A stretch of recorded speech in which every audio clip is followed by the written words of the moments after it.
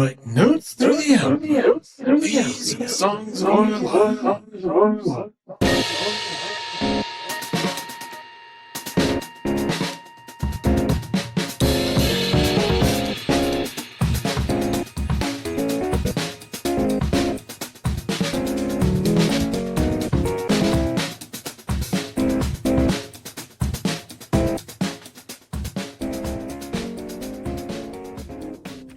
Welcome to the latest episode of Songs of Our Lives. I am Brad Rose. I am a musician, a composer, a writer, the founder of Foxy, Digitalis, and somebody who thinks about music and sound far more than is probably healthy. Each week, I invite on a guest, and we talk about all the songs and the music that has been with them along their journey. Before I get into this week's guest, I just want to mention that you can support this show, and Foxy Digitalis in general on Patreon, patreon.com/Foxy Digitalis.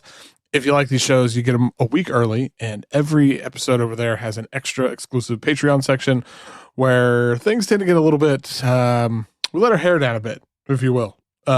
So anyway, for as little as $3 a month, you can support this show, and there's other stuff too. So check it out, patreon.com/Foxy Digitalis. Okay, this week, I am so freaking stoked to have Rosali on the show. Her new album, Bite Down, out March 22nd on Merge Records, is such a good record. Like, all her records are great, but I did this thing, I don't know, it was after we recorded, but before I'm recording this intro, where I listened to all her albums in a row. It's so cool to like hear her progression as just a songwriter and a musician and a singer and all those things. And like that, her spirit is there through all of them, but this is my favorite record of hers so far. And it's an incredible record, and the cover, it's album cover of the year. No questions. I'm sorry. But anyway, this was so much fun. Like I was really thrilled when she agreed to do this. And when I got her song list, it just made so much sense. So much of it made so much sense. So there were some real surprises in here too that I got really excited about. And it just, yeah, we had a blast. But definitely check out the record. It's a joy, and I'm so glad. Like, it's perfect timing for spring, because it is just, things are in bloom. It kind of, there's a spirit of just life in it. I don't know, for lack of a better word. I love it. I love her. This is so much fun. We recorded a couple weeks ago. I hope you guys enjoy it.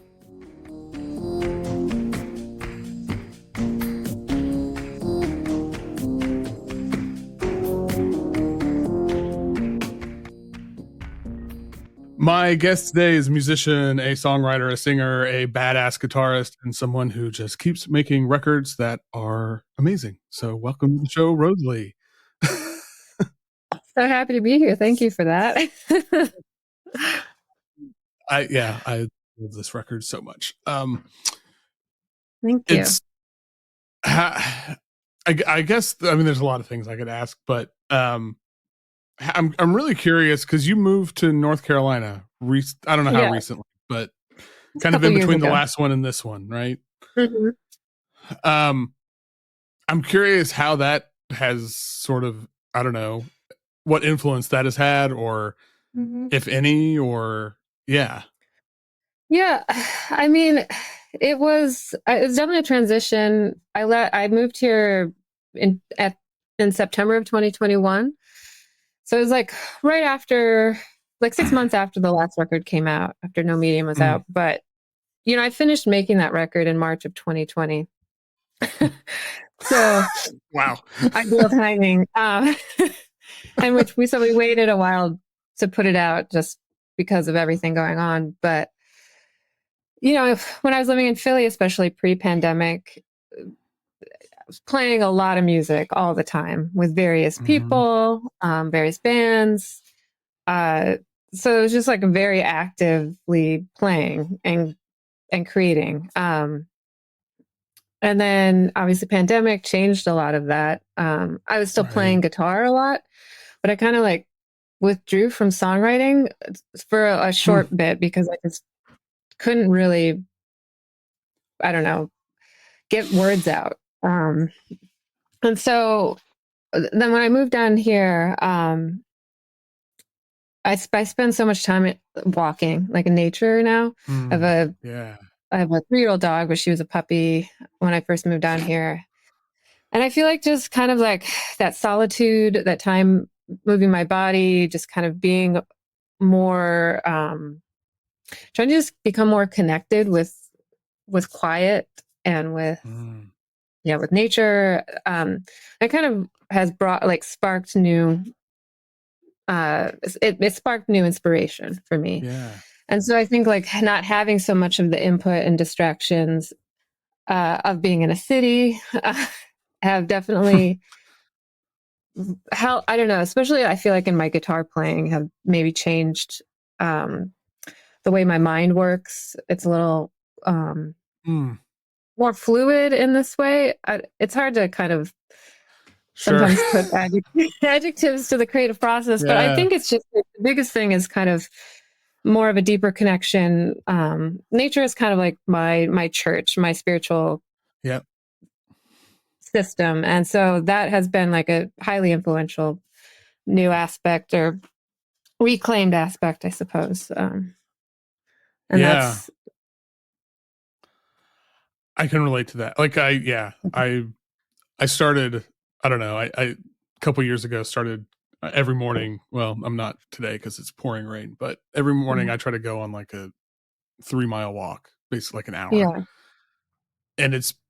And I was mainly doing it for like physical health reasons, but then it's like, which that's been good, but the sort of mental and emotional aspects of it have been way like more and better, and have had a more sort of profound effect on my life and my creative process and stuff. So I can really relate to that.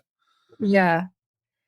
Yes, it's incredible. It's, you kind of go from, like, if you're in a, an urban setting, especially like Philly, where it's like there's so many amazing artists there.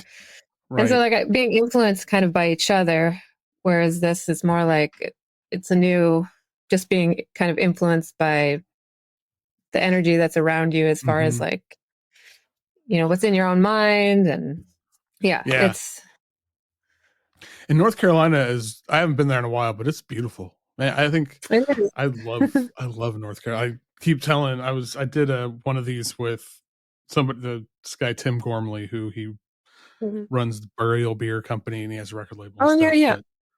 But, played some shows down there, yeah. Yeah, I was just like, I need to get out there. He's like, yeah, come hang out. I'm like, I know, someday. Yeah. But especially now as spring is happening here. Yeah. It's spring is happening. Spring started happening here in like mid-February, which is not great. I mean, it's nice, but it's not. Yeah, it's like, oh, I don't mind the warm, but the consequences and the reasons. Right, what it means. It's not good.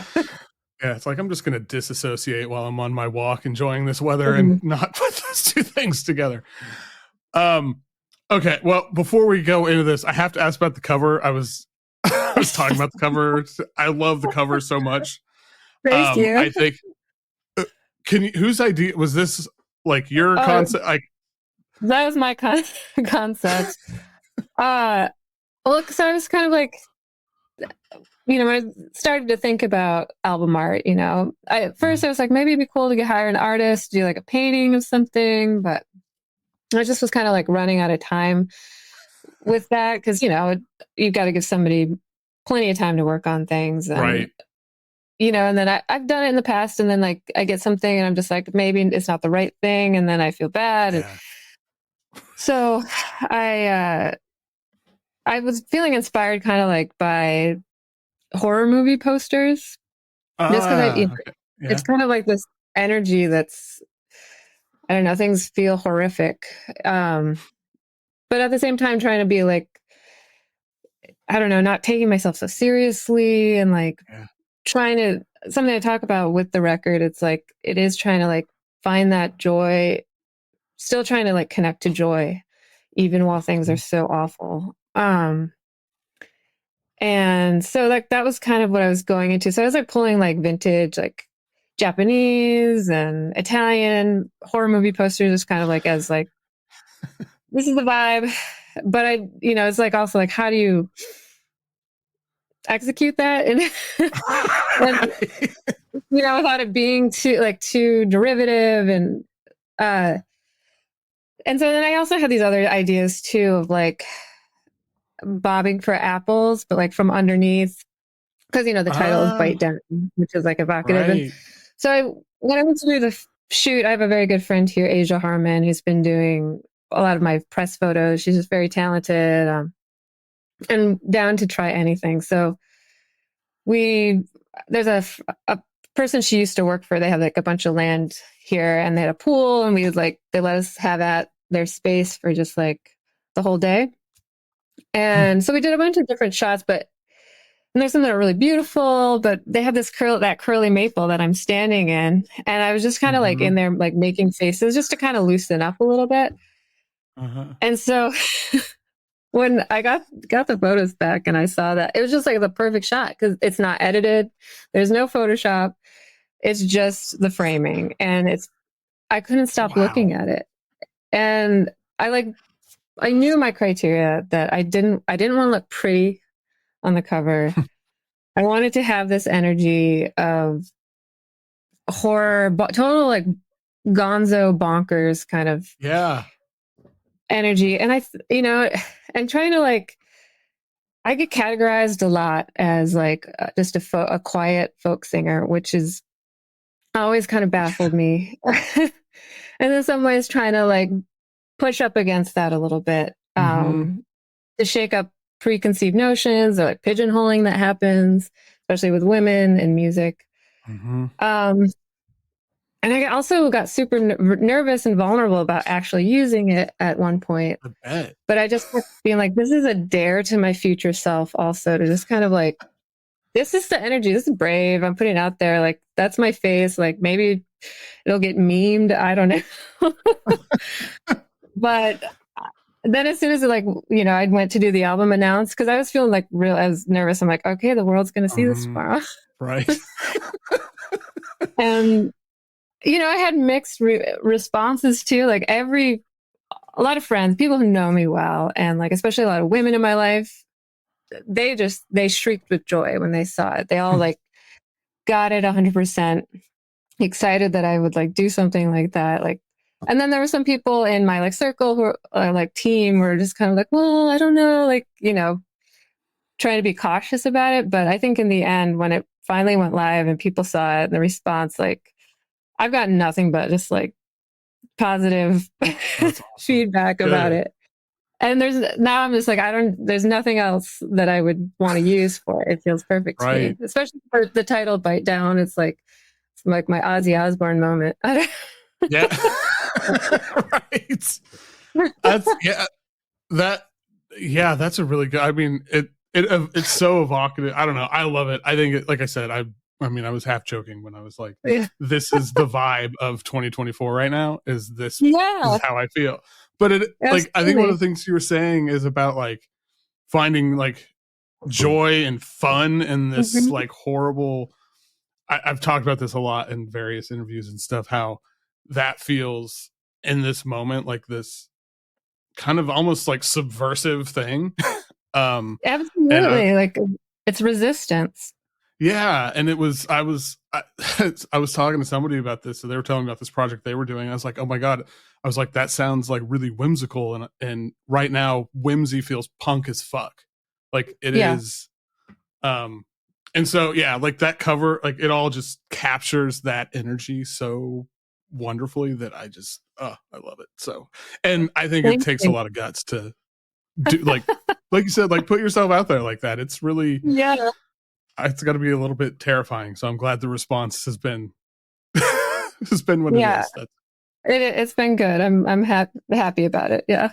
And seeing it, like I finally got physical copies, like looking at, I was like, oh, nice. Just makes me laugh. And that's like, I want other people to laugh as well. It's like, I can write heavy songs, but I also especially with like a lot of like the videos we've been doing, I'm trying to bring like humor into things. And, I love humor and I like to laugh. And I feel like it's part of part of it. So I know.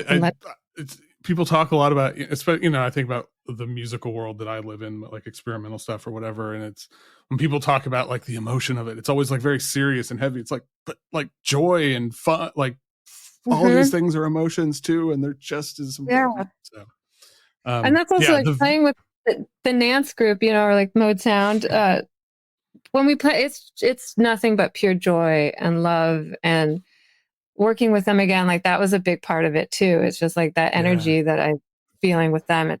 I don't know, it's ecstatic. And I feel exceptionally lucky to have them in my life and have them as my band to kind of carry those emotions through, even like the heavy stuff. It's just like, I want it to be uplifting at the same time. Yeah. Awesome. See, this is, like I said, I love the record, and talking about all this, it's like, yep, this is right in my wheelhouse. No wonder I love this so much. Well, I can talk about this like forever and ever, but we got a bunch of stuff the whole reason we're here. And so to get started, as ever, the question is, what is the first song that you remember? Yeah, well, so I skipped over like the nursery rhyme type of stuff because I feel like that's like, I don't know. Yeah. But the first song that I remember outside of that is Incredible String Band's A Very Cellular Song. Wow. And that's one, my parents are musicians, and like I grew up very steeped in like British folk and American folk. And so like I feel like Incredible String Band, it's very good. It's almost children's music in this way, it's like right. Especially that song.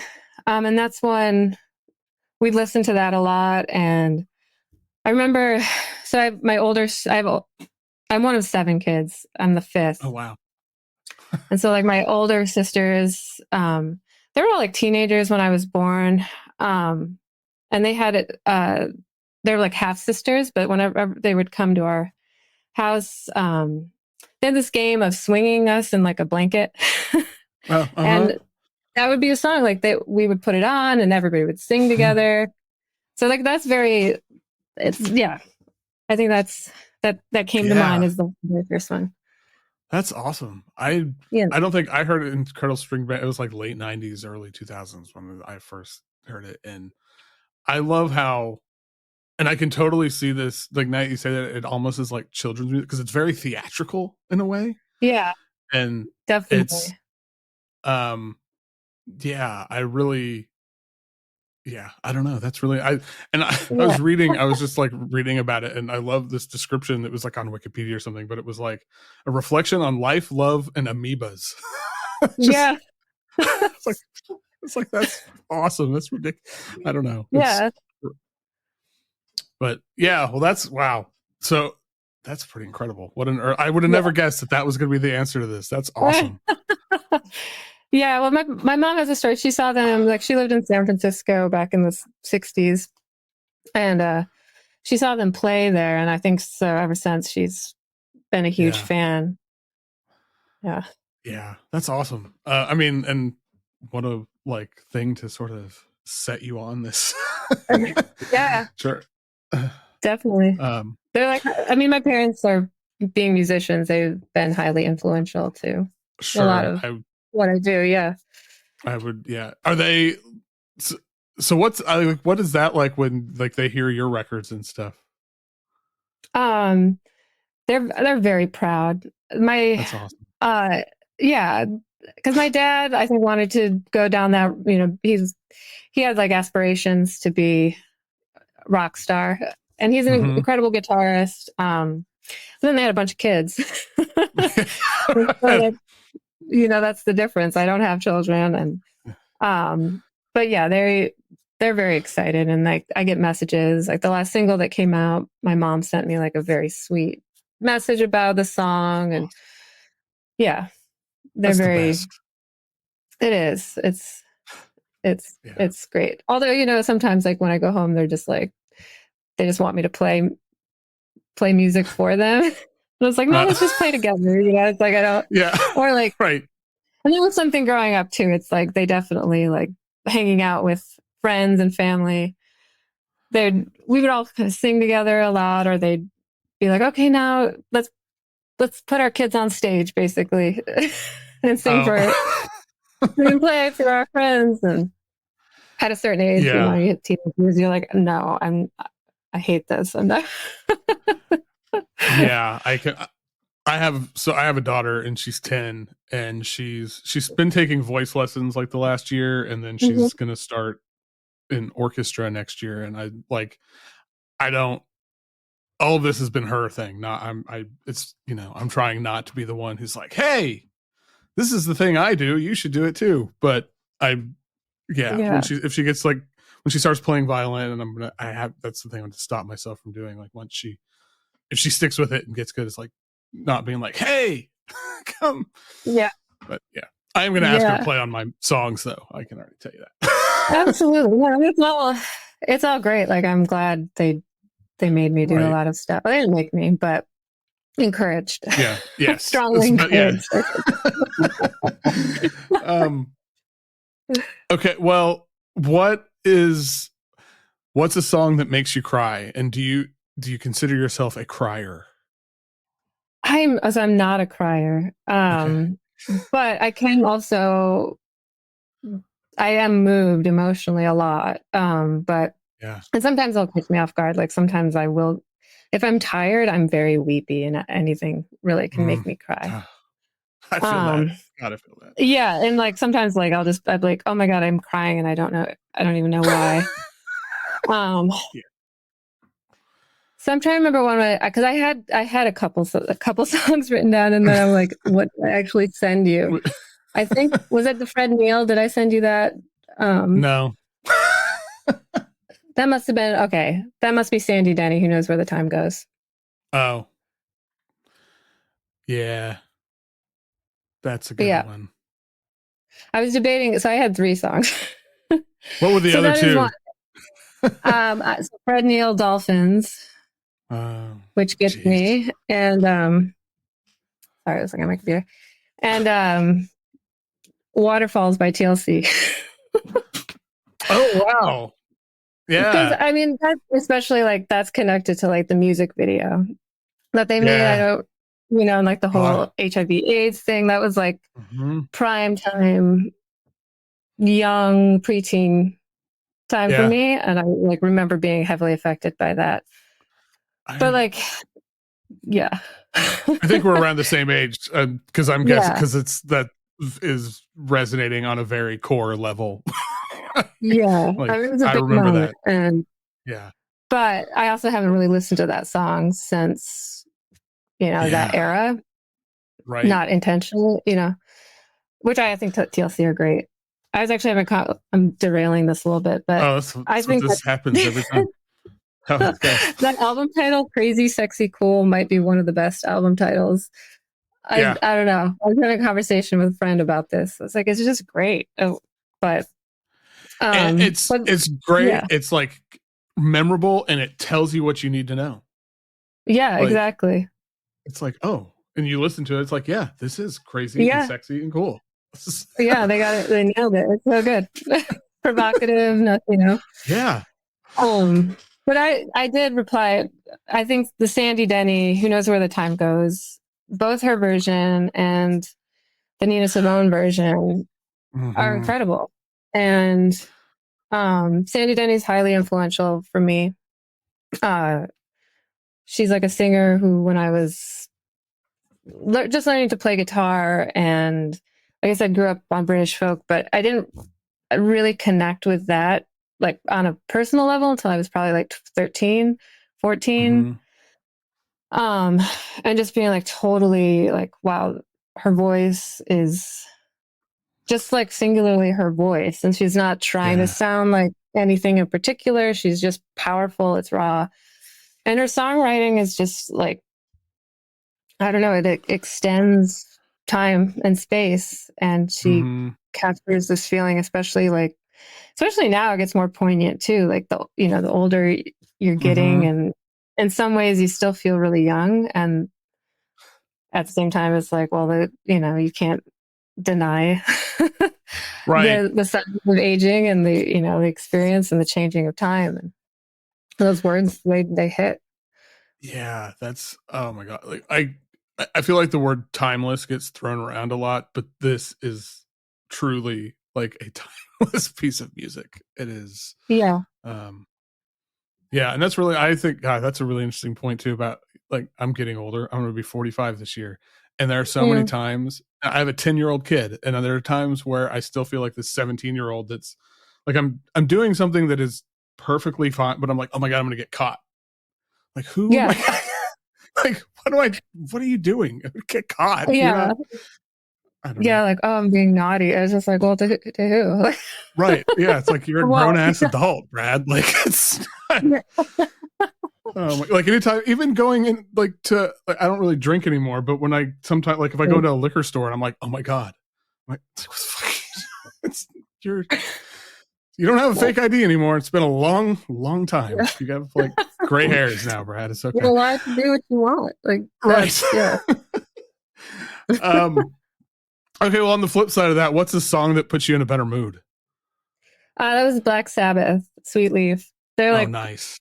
Yeah, I mean, that intro, I'm always like, yeah, let's go. Yeah. Yeah. And I mean, that's how I feel about most Black Sabbath. They just, I'm like, just trying to get something done, get through a drive. It's just like they pump me up. And yeah, Tony Iommi's guitar, fellow SG player. Like this is perfect guitar tone. Like every time I listen to Sabbath, it's like, oh my god, this guitar tone is just I want to live inside of it. Yeah, it's so good, and just like it's fluid. It's like just you ride it. You ride the solos and the Ozzy's singing. It's incredible, beautiful singer. He's a beautiful singer. Oh God, yeah.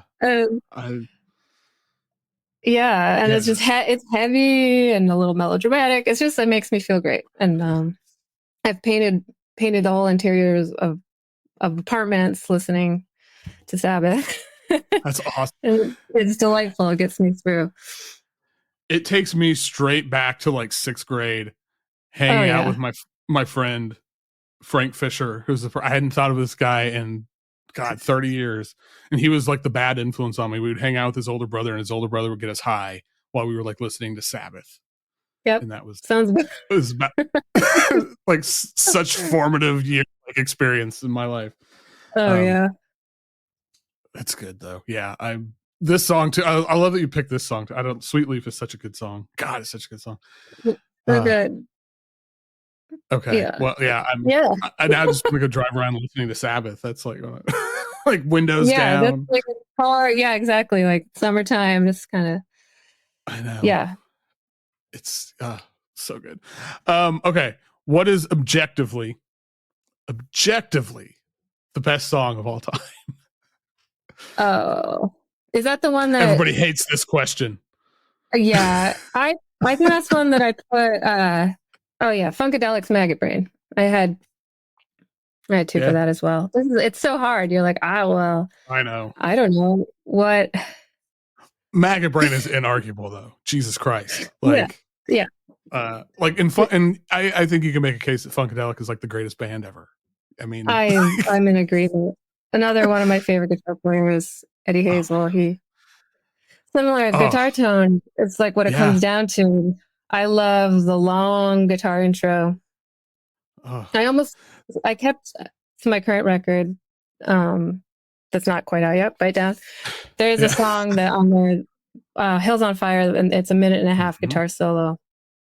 That's how it starts, and I like almost made it the first song of the record for the same reason as Maggot Brain, because I'm like, I just love that it starts 1.5 minutes of just that kind of beautiful. Like there's moments of it that like feel like Bach, but it's also like ripping and raw and emotional. Like before there's anything else happens in the song. So. There's the story about George Clinton supposedly told him to think about his mom dying and to use that when playing on this song, and it's like holy shit, but it worked because it's like Oh my Yeah, god, one of the greatest guitar solos in the history of music. It is so, and oh absolutely. yeah, I love this. I think if I had to like quantify it, I probably like I might listen to Funkadelic more than I listen to anything because it's Yeah. there's something in the Funkadelic catalog, and maybe even if you like include Parliament too, but like that for any situation, any mood, anything, Mm-hmm. and all of it, and it's just yeah, I love it. George Clinton too So is great. Such a one of yeah. the. I could do a whole Yeah. podcast just going like, oh my god, Funkadelic, oh my god. That's how Yeah. much I don't know, but yeah, I Absolutely. could. That would have been so that song. Yeah, like I love the guitar solo, and that's really funny because that's kind of it. It evoked that for me when I was listening to the record. I was like, Yeah. oh, I love, yeah, I love a long intro like that, and Same. that would have. Now I'm like, okay, I need to download the tracks and like put them in a different order just to see. I want to see what it feels like just to Yeah. start the record with that. Yeah, it's like it's a totally different vibe. I think it works a lot of different ways. That's like one of the hardest things when you finally finish a record and you're like, okay, what's the sequence? Because I'm like an album person. I like Same. want to hear the whole because the whole piece is a Yeah. it's a collection, it's a piece, it's an artwork. And so that's I like really struggled with this time. Like the last record kind of fell into place for me, like on pretty quickly in the order. Mm-hmm. But like this one, I was like, I feel like it could go so many different places, like vibe wise, and Right. yeah, I obsess over sequencing. yeah, And I feel like, and that's, I don't know. I always, every time I start talking about it, I feel like such a, like, especially my kid, who my kid has no, like, she kind of has concepts of albums, but she knows just, put stuff on shuffle. Um, mm-hmm. and I'm just like, but no, you've like listened to it the way they intended. But I sometimes it makes me feel old when I try to talk to some people about like, oh, how did you, I don't know. Yeah, I love sequencing. I've yeah. had records where I've had to have people take it away from me because I couldn't stop. That's They were like like, with this one finally coming with this sequencing. It was Jim, who plays guitar in the band. We were like going back and forth, and also Mac at Merge. They were both like encouraging me to start the record with on tonight. Which I was like, yeah, but I was like clinging to this feeling, but I feel like emotionally it works well how it is. Yeah, I mean, to be fair, On Tonight is a really great opener. It is. It's got a great opening line. It's like it's yeah. in the end, I'm like, okay, well, this was right. But for a while I was like, oh, just clinging to this. And it really did have a lot to do with maggot brain. It's like I want to be like maggot brain. I want to be Funkadelic. I want my maggot brain moment. Yeah. Well, that's okay. Awesome. I love it. I love it. I am going to listen to it that as the first song, and then we'll just to humor myself. Basically, we swap those songs as kind of okay.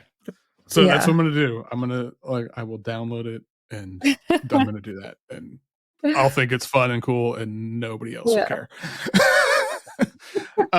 Okay. Well, what is a song that you used to love, but you heard it recently, or when you think about it now, it doesn't really do it for you or connect with you? Yeah, that was Smith's Girlfriend in a Coma.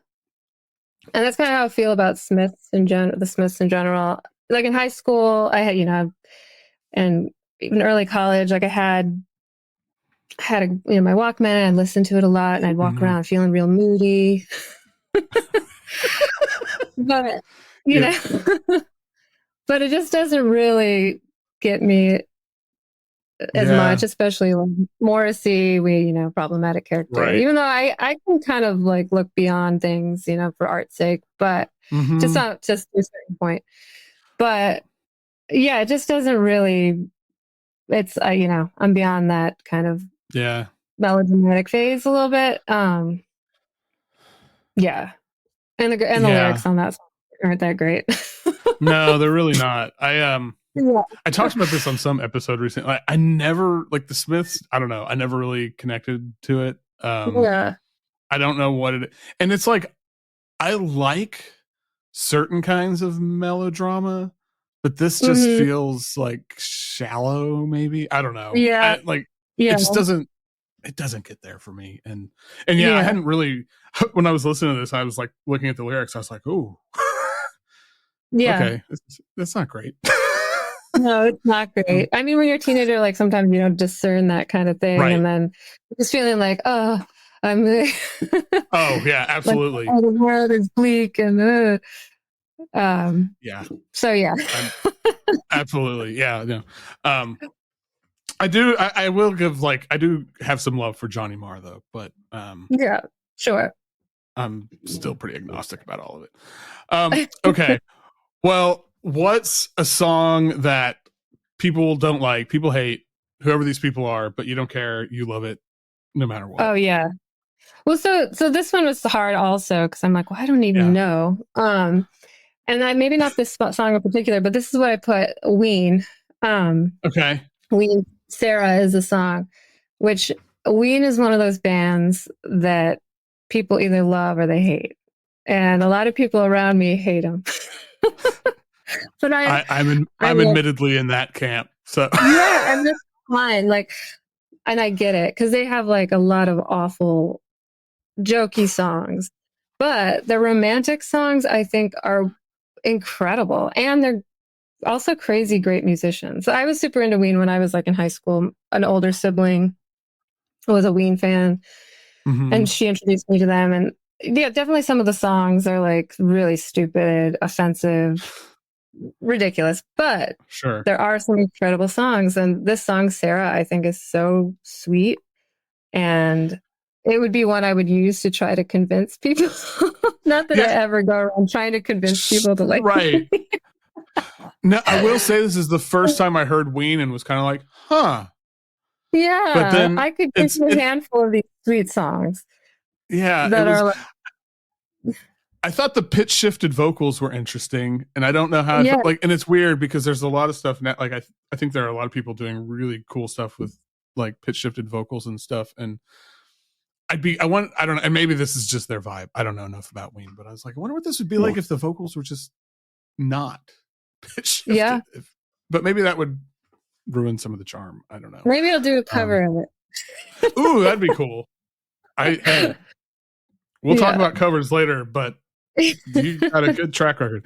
Yeah, that's really, I don't know. It's really interesting. I think a big part of the reason for me, like the people, I knew a couple people who were huge into Ween, and there were people I hated. I couldn't, like, this was like in high school.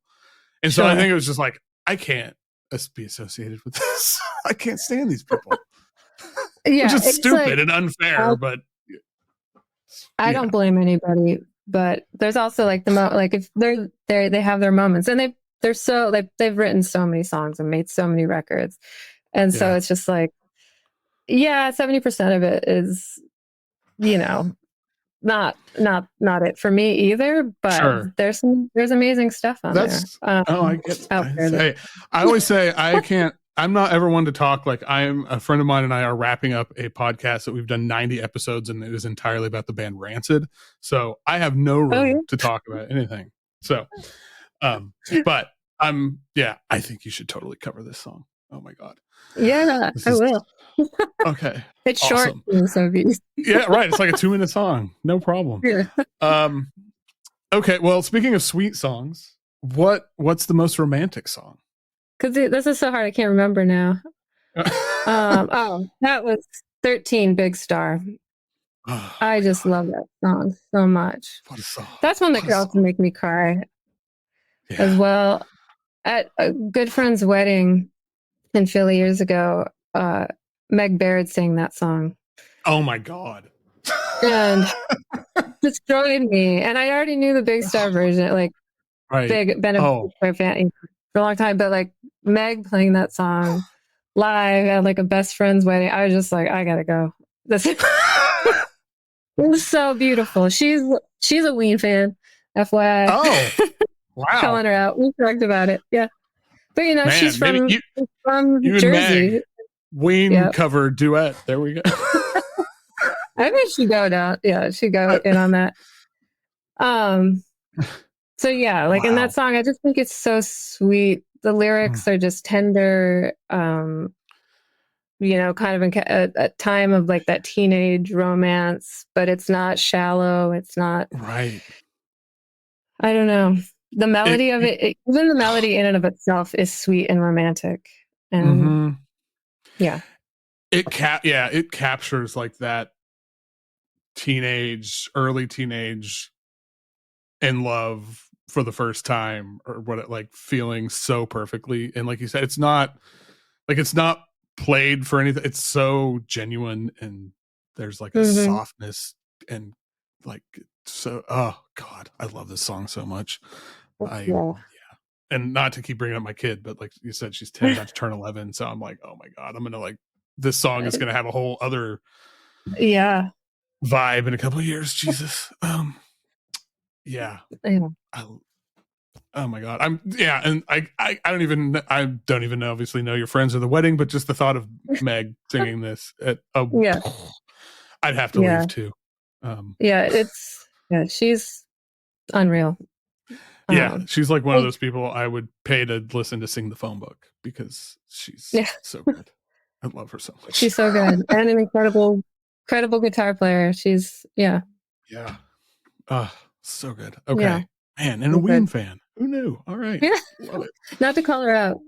No, I need to, now I'm like, now I got to get her on here and see if I can get her to talk about Me Ween. too. She'd Between you be and her, I'll be sold here. Oh my God. right. Okay. What what's the song that changed your perspective on an artist, either for better or for That was worse? this for the better. Okay. Scott Seger, Ramblin' Gamblin' Man. Hell yes. So yeah, great song. Great, whole record is incredible. But so I grew up in Michigan, where Seeger is from, and like the growing up, like the only songs I really knew were like, which I actually like now, but when I was younger, like the sappy ones, and you're just kind of Yeah. like, not not the vibe. And then I heard that song, that record, not till I was like later in life, like maybe in my late 20s. And I was just like, okay, whoa, this this isn't unreal. And like the Silver Bullet Band is unreal. And I can see like like White Stripes, heavily influenced by that, and like the whole Detroit sound. Like it's like, oh, I'm a Seeger fan. I get it. So yeah, the way that song starts, just that like the That drum drum beat, intro. yeah, the drum Oh, intro. It's just hard. It's hard. It's going hard on it.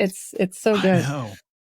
Yeah, it's so, I feel like it's like this, it's relentless, but in this really glorious way of just, it runs you over and you're happy for it. Like, Yeah, oh, it's so good. yeah, so good. And yeah, that's interesting. God, this might, I don't, I could probably answer this song for this question too, like thinking about it. Cause I had the same Yeah, growing up, like all I knew was the stuff everybody knew. And it was like, sure. Okay. yeah, And I don't remember when I first heard this, but it was very much what just happened? yeah. Seriously, like, oh, this energy in here is like, it's so good. I don't, Yeah. I want to know more. I want to hear more. Like, I could listen to this record over and over again. Right. Um, okay. What are your favorite lyrics? Whether it's a whole song, part of a song, one line. Yeah, this was so hard to do because I'm like, as a lyricist myself, I was just kind of like, oh my God, like I had various songs for this. What I'm I've sure. settled on was Arthur Russell's "I Couldn't Say It to Your Face." Mm. Just that line, the opening line, which I'm a big like opening line kind of writer myself, and Mm-hmm. it's like that, just like I couldn't say it to your face, but I won't be around anymore. It just says so much. Like it's revealing about kind of like the cowardice of Yeah. of the narrator, uh like ghosting essentially, Right. and also like you're kind of like, well, what's the actual relationship between these two people? Were they in love? Were they friends? Like, what's the whole story? Like, it just really, it's so evocative.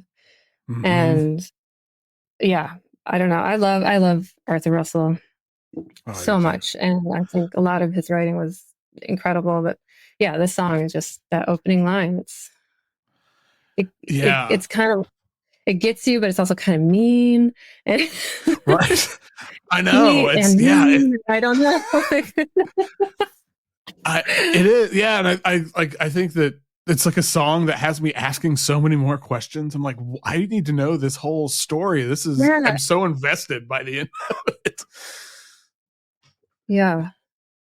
Yeah. And Arthur Russell, I don't even, I've said this before, but I think about Arthur Russell and his sort of musical legacy and all the things that he has left. And Mhm. it's amazing to me that, like, it feels impossible that he existed, like actually existed when Yeah. he existed.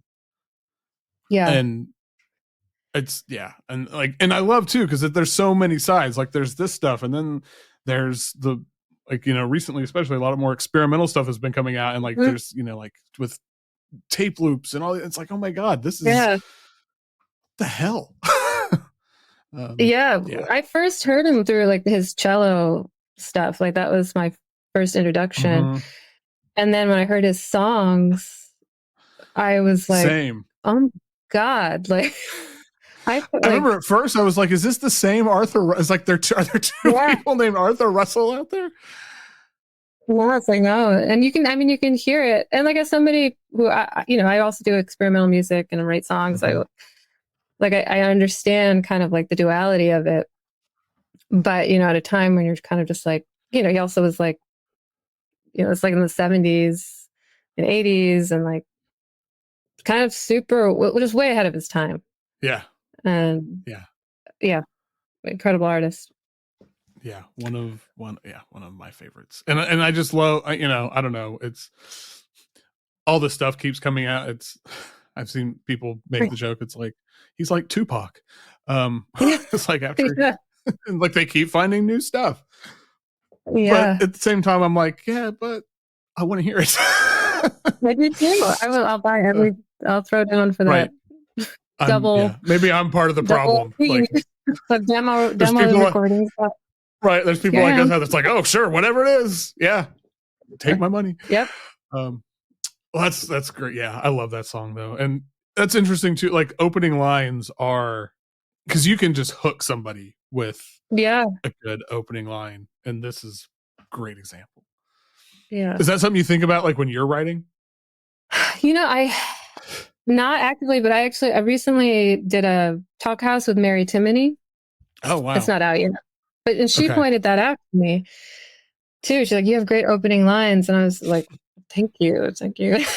Wow. And I think about it and I was like, I mean, I do like, I definitely like think about the storytelling and like how to draw you in a song, but not so much like actively like, oh, I got to have a great opening line. But I do when I like write lyrics, I'm like, oh, it should start with this because it, that's kind of like the mystery of it, or like that's what pulls you in. But like to have somebody like straight up tell you like you have great opening lines, it's just like, oh, that huge. Especially when that someone's Mary Timony. Jesus. We're so nervous to talk to her, but she's amazing, and we're touring for like a week together. That's awesome. On the West Coast, but she's awesome. I've been a big fan of hers for a long time, but yeah, same. So, that's cool. I can't wait to hear that when it comes out. Yeah.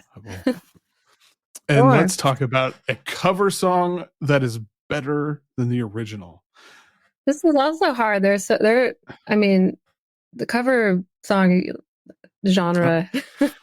You're not going to say this, so I'm going to put this out there, but your George Harrison cover is so fucking good. That thank you. When I heard that, oh my God. And that's like one of those songs, like I love that song, but so good. Anyway. Yeah. We try to do it very differently too, because you know, put it in like the synth pop vibe. But yeah, thank you. George is one of my all-time favorites. But thank you. So for this, I look forward to your Ween cover. We are trying to come up with cover songs to do. Oh, nice. I Well, work on them this tour a little bit, but yeah, I put Ian Matthews' "Old 55," the Tom Waits song. I don't. Ian Matthews, I think, is a master of the cover song. yeah. He does mostly what he does. Like a lot of his records are mostly like covers and traditionals. But but he puts so much soul into them and heart, and yeah, he's like an effortless singer. He's one of those singers that you're just kind of like, oh, it just sounds like It's like he rolls out of bed and just sounds perfect. Yeah, exactly. And I'm not much of a Tom Waits fan. My father really was. I know it's controversial, but just not. Yeah. I think some of his poetry is good, but just like not doesn't resonate with me. But I think so like hearing somebody else do his song is beautiful. But I had actually never. What's that? I had actually never heard this, and oh yeah, I was really and yeah, compared to the Tom Waits version, this is so. I don't know. This feels like just sort of carefree, and like it changes the whole spirit of the song in the best way.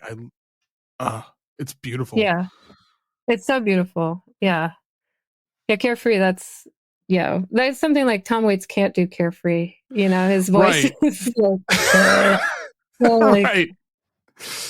Everything he does has like a weight to it, and so that was hearing it like this was just like, oh wow, okay, it's I really like this, and I know Ian Matthews. I know like a decent amount of his stuff, but it makes me want to. I'm like, I got to go dig more into other like covers he's done that I don't know about, especially because I love cover songs. I love when people do, especially when it.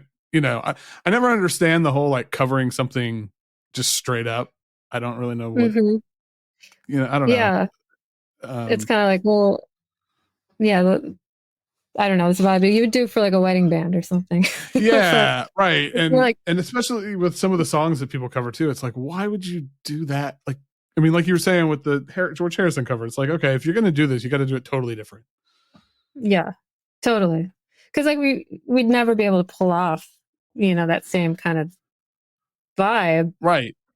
How they did it, especially like the context of knowing how he wrote, when he wrote the song, like as he's dying, right. It's just like, kind of approach it from a different angle. I also want to give mention to one of my favorites cover songs is Aretha Franklin's "Let It Be." Better than the Beatles. Yeah, totally. But that's another example. Yeah. Yeah. That's one of that's one of those songs where it's like, yeah, that's how you do it. Yeah.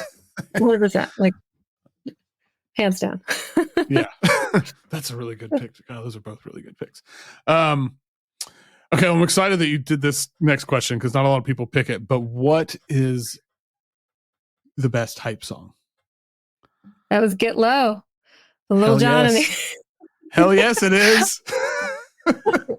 It's the best hype song. You can ask the guys in my band, like I'll put it on in the van. And we'll get hyped. They're all just screaming and like it's vulgar. And I love Lil Jon's voice.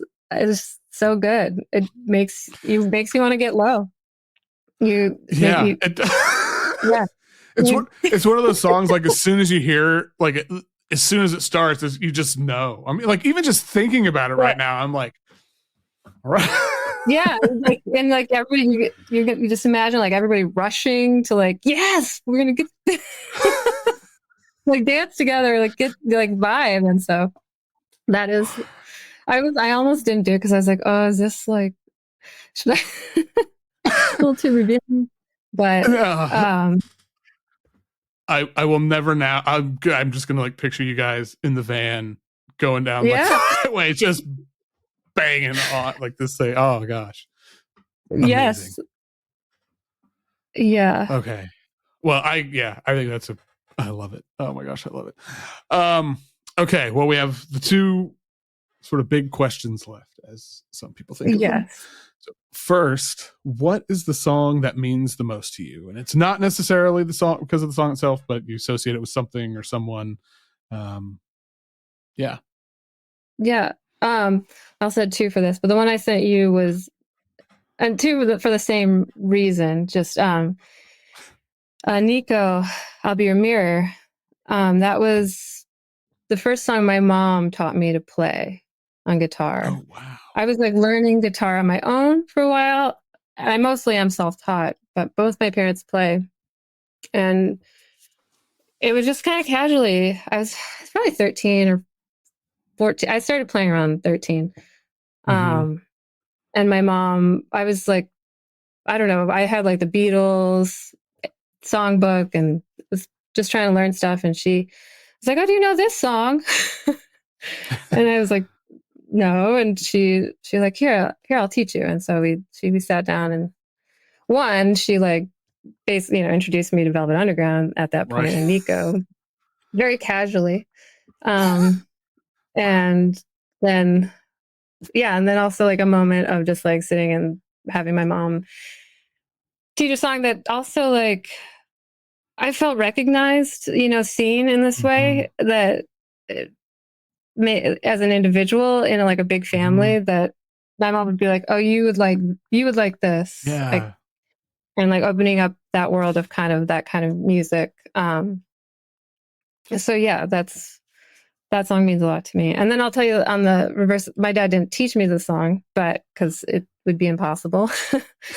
But growing up, my dad was a cellist, and also he doesn't play cello anymore, but he plays guitar. And throughout my whole life, he's been working on the Bach cello suites on guitar. And so Jesu Joy of Man's Desiring was one that I fell asleep to all the time, like hearing him play it.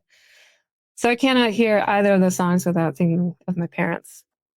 And Wow. so yeah. That's awesome. Wow, those are both great. But what an amazing memory too. Like your No. mom teaching you how to play Velvet Underground's Nico song. Yeah. That's incredible. It's incredible. And what's funny is my dad isn't, I don't think he's a Velvet Underground fan. So it's also kind of like interesting to see like where they diverged on musical Right. tastes. Yeah. Oh my gosh. I love this song so much. Me too. I was reading something, it was talking about how that like Andy Warhol suggested that they should basically have a locked groove at the end of the record that just repeated "I'll be your mirror" forever, and they didn't do it. Like, gosh, Oh yeah. I don't know. I'm like, I hope somebody, there's a million pressings of this out there. I really hope somebody Oh pressed a yeah. version where that happens, because it's like, okay, that's like an amazing idea. That's why I guess why you're Andy Warhol, but that's uh, what a song. What a I song. Yeah. This could have been like I thought this might have been the pick for like most romantic song, just because of Oh yeah. some of those. It's like one of my favorite love songs, and like the way that it is. It is. It's so Yeah. yeah. It's, I don't know, it's Okay. powerful, poignant lyrics. Yeah. Yeah. It's like yeah. Everything about it is. It's like, I don't know. Like, I love Velvet Underground, obviously, but there's and they have so many amazing songs, but this has always been one that there's just something like, and I don't even have like that amazing connection to it, but there is something about this song that is more. I don't know, for lack of Yeah, better. for sure. Yeah. Okay, last question, Rosalie. This moment in time, Uh-huh. what is your favorite song? um Mariah Carey is always be my baby. Yes. Oh my god. It's I been my favorite song for a long time, maybe since it came oh out. my god. Um, Awesome. and you I can, fucking I love mean, Mariah I've Carey. played this. I do too. I'm a bit, child of the '90s, or like teenager of the '90s. Like the divas, Mm-hmm. Mariah. Whitney, they really did. Like, I listened to Top 40 Radio and they were huge for me. Yeah. And Sade. But yeah, this song, whenever it comes out, it's just like the beat to it, the whole backing tracks are just like they're just layers, pads of her vocals. They're just like the whole production of it is so good. Her singing, I mean, she's one of the greatest vocalists of our time. Yeah, it's kind of, the melody is amazing. It sticks in your head. It's infectious. It's sing-songy. It's I don't know. It's a great song. Yeah. It's one of my favorites. It is. I love it. I claim it. I love it so much. Yeah, I love it. Do I admit this? But absolutely. It's an incredible song, and it's one that, yeah. I love Mariah Carey. Like, I'm trying to remember who it was. This was like a long time ago, and I brought some noise band to town. I don't remember who it was. It wasn't Wolf Eyes, but it was someone in that circle. And we bonded over our love and obsession of Dream Lover. And like, oh yeah. And it was one of those moments of, it's the Spider-Man meme of like pointing at each other like, wait a minute. You're like this noise, dude. You fucking love, right? Yeah, it's like Dream Lover is one of the best songs ever made. What are you talking about? She's amazing. Yeah. She's amazing. And her comeback record in the early 2000s was incredible. The record oh my God. And, she did another person that I'm obsessed with from the, speaking of problematic, but The Dream, Terius Nash. Like, the beginning of the pandemic, like when everything was shut down, and I was still working for this nonprofit, we did we had like an online presentation party where it's like everyone put together a PowerPoint and we're going to get drunk and like do this thing. And mine was Terius Nash is the greatest pop songwriter of the last 20 years. And everyone's like, who the hell is Terius Nash? And then I just start playing like stuff from the record with Mariah. And then it's like, you play Single Ladies and everyone's like, holy fuck. Anyway. Yeah. Yeah, the record they did together, I was so happy when that happened because it was like, yes, Mariah deserves this. Yeah, she really does. Like, I don't know. I love her. I follow her on social media. Same. She's just unabashedly a diva and the queen that she is. I'm there for it. Same. I don't know. I'm so excited that this was your answer. I was so worried this was going to be your like, I used to love it, but now I don't. I was like, oh no. No. Well, the feelings have never changed on this. Maybe just gotten stronger over time. Right, I think that's what also I tried. Yes. I've tried to play it for people too. Like, this is the greatest song, and some people totally get it, and then other people, I think those who aren't willing to stretch out into like just the pop world and can't even open their ears to it are usually like, no, don't want to hear it. Yeah. I'm like, okay, I get it. I understand. That 13 albums to, oh, I do. That 13 albums to know you by thing that is going around Twitter right now. I was like, if there was a 13, it was just songs to know you by, like Dream Lover would have been one of mine. Yeah. So I no shame. Well, that's awesome. This is like the perfect ending. Oh my God. This like made my day. Yes. Well, thank you so much for doing this. This was an absolute blast. I guess I haven't even mentioned the record is out March 22nd. Bite Down on Merge. And I imagine you're going on tour soon. Probably got lots of shows coming up. Yeah. 2 weeks we'll be on the road. So it's like a whole loop. Right. This first run will be a city near you, maybe. Yeah, probably not in Oklahoma, but maybe close by. I don't know. I know. I should. We're hoping to get there. I do, through Scissortail, who co-released my second record. I have connections, so. Oh, I didn't even realize that. Dylan. Yes, it's God.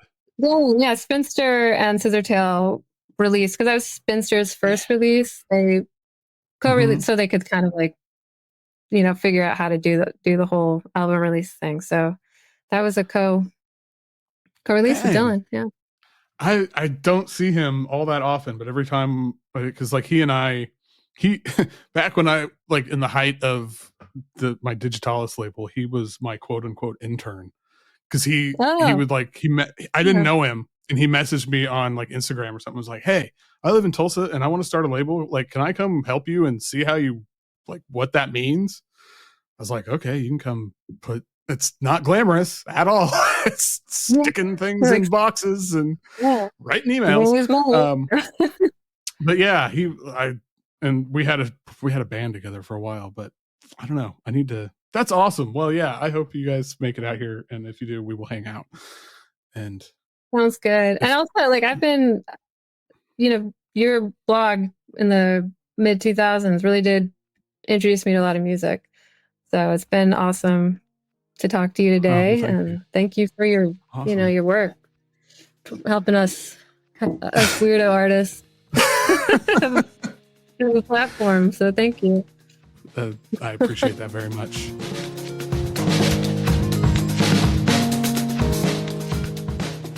All right, once again, a million billion thanks to Rosali for taking the time and just having some fun with me. Please go check out Bite Down on Merge Records. She's going out on tour, doing a ton of dates all over the U.S. Probably, I think there may be European dates too. I can't remember. All that, the link to the dates are in the show notes, link to the album in the show notes, link to her playlist for all these songs in the show notes. Yeah, if she's coming to a town near you, you should totally go see it, because it's going to be a hell of a show. And I'm hoping that I'm going to get her to Tulsa one of these days. It's the plan. That's the plan. All right, that's it. As I said at the beginning, patreon.com/Foxy Digitalis. If you want to support the show, support the site. If not, take those few bucks, throw them towards picking up a copy of Bite Down. Otherwise, holler at me wherever. Social media, send me an email, send me a voicemail, foxydigitalis.zone. You know all the stuff. Until next time, keep listening to whatever the hell you want.